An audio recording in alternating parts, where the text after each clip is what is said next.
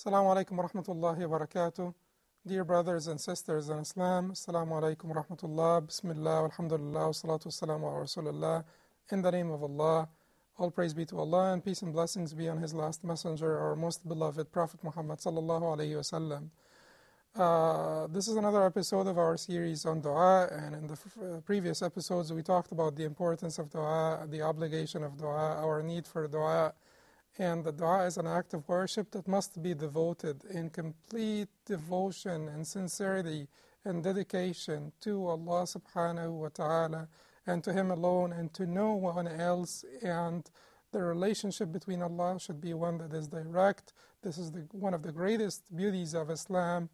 In fact, it is the greatest beauty of Islam to remove all the obstacles between us and Allah, to remove all the intermediaries between us and Allah, so that the relationship between the servant and the Lord is one that is direct, that is open, that does not require any intermediaries or any vehicles to convey our dua to Allah subhanahu wa ta'ala, to convey our supplications, our invocations to Allah subhanahu wa ta'ala. He is near to us, He hears us, listens to us, He sees us, He responds to us because He is compassionate and most merciful.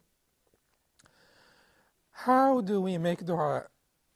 It really is an art. It's not.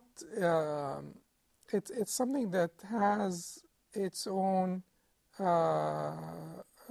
basis, and it's something that we need to learn, and something that we need to practice to develop the art of making dua to Allah subhanahu wa ta'ala, and to make dua that will be accepted by Allah subhanahu wa ta'ala.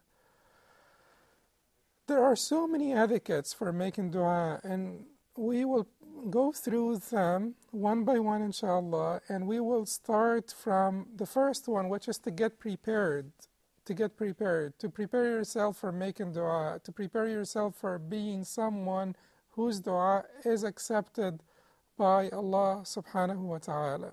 How do you do this? The Prophet sallallahu alayhi wa sallam told us, تعرف إلى الله في الرخاء يعرفك في الشدة. Recognize Allah, know Allah in the times of ease, that He may know and may recognize you, recognize your dua in the times of hardship. So recognize Allah in the times of ease, that He may recognize you in the times of hardship. تعرف إلى الله في الرخاء يعرفك في الشدة. So get prepared. Make yourself pure. Make your heart pure. Make your food wholesome. Make your drink wholesome. Make your life one that is in accordance with the Book of Allah and the Sunnah of the Prophet sallallahu alaihi wasallam. Get closer to Allah subhanahu wa ta'ala and stay close to Allah. Be conscious of Allah at all times. Think of Allah at all times. Think whenever you do anything, whenever you say anything, think if this is pleasing to Allah or not. This will bring you closer to Allah. And when you are close to Allah subhanahu wa ta'ala and you make dua, your dua will be accepted by Him subhanahu wa ta'ala. There is no reason whatsoever a righteous servant of Allah subhanahu wa ta'ala would have his dua rejected. It will certainly be accepted, and inshallah in one of the coming episodes we will talk about how it will be accepted and what are the manifestations of this acceptance. But be sure that if you are close to Allah, if you recognize Allah in the times of ease, He will recognize you in the times of hardship. The Prophet ﷺ warns us from indulging in haram, from eating from haram, drinking from haram, wearing haram, and living a life that is far from Allah subhanahu wa ta'ala. He tells us that this will be a cause for your dua to not be accepted. There is a hadith in which the Prophet ﷺ said, إن الله طيب لا يقبل إلا طيبا.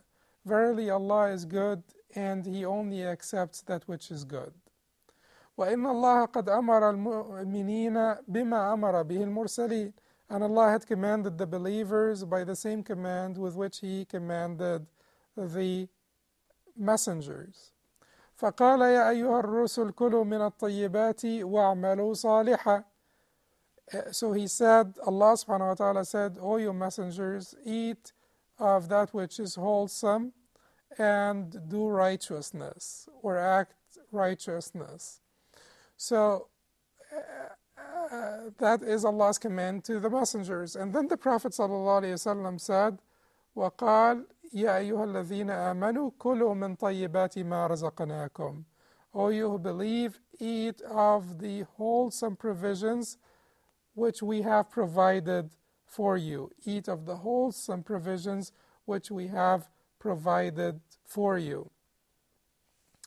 And then the narrator says that the Prophet ﷺ then mentioned a man, ثم ذكر رجلا يطيل السفر, a man on a long journey, أشعث أغبر. He is covered by dust and his hair is scraggly. So he is in a condition of humbleness, of humility, which will make his dua more prone to being accepted, more worthy of acceptance. The fact that he's on a journey also will make his dua more worthy of being accepted. And the Prophet said, سَاعِيًا إِلَى الْحَجِّ أَوْ عُمْرَةٍ أَوْ مِثْلِهِمَا. He is on his way to, he is marching to Hajj or Umrah, or the likes of Hajj and Umrah. So he is actually involved in an act of worship which will make his dua more worthy of being accepted. So he is marching to Hajj and Umrah, his hair is scraggly, he's dusty, he is on a long journey, and he is stretching his hands out to Allah subhanahu wa ta'ala. يَمُدُّ يَدَيْهِ إِلَى السَّمَاءِ. He is stretching his hands out to the heavens, asking Allah subhanahu wa ta'ala, which is another indication that his dua is worthy of being accepted, because he is being humble, he is begging Allah subhanahu wa ta'ala, he's supplicating with humility to Allah subhanahu wa ta'ala. But this man, as the Prophet sallallahu alayhi wasallam said, مطعمه حرام, his food is haram, مشربه haram, his drink is haram, ملبسه haram, his clothes are haram, وغذي بالحرام, and he is fed with haram. فأنا يستجاب لذلك. So how could this one be answered? How could the dua of someone like this be answered? It's a hadith that every one of us should ponder over and contemplate. This man did not have his dua accepted because he was not ready for the dua to be accepted. So let us get ready for our dua to be accepted. Wassalamu alaikum wa rahmatullahi wa barakatuh.